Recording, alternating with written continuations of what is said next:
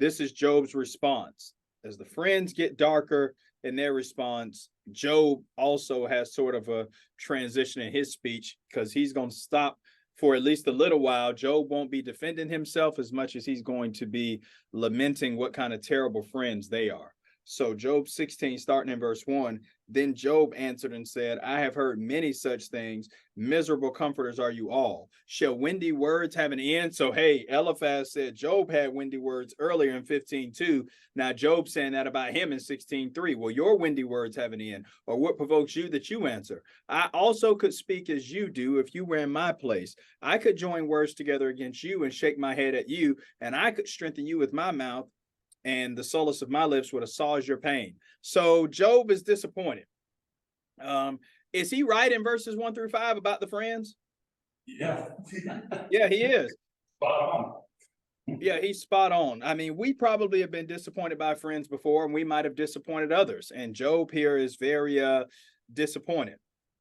And Job, if you notice what he says in verse 4, I could speak like you if you were in my place. I could join words together against you and shake my head at you. Job is saying essentially, if y'all were suffering and I was in the healthy state, I could do what? Same thing I you're could say doing. the same things.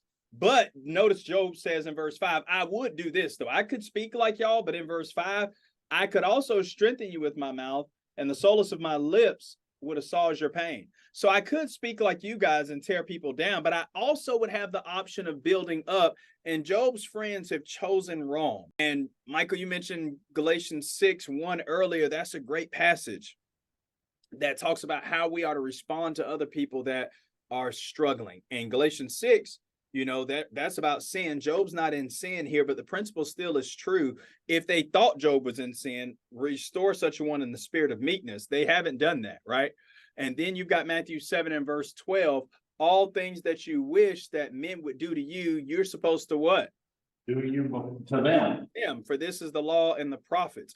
It's easy to look on the circumstances of others and say different things when it's not us.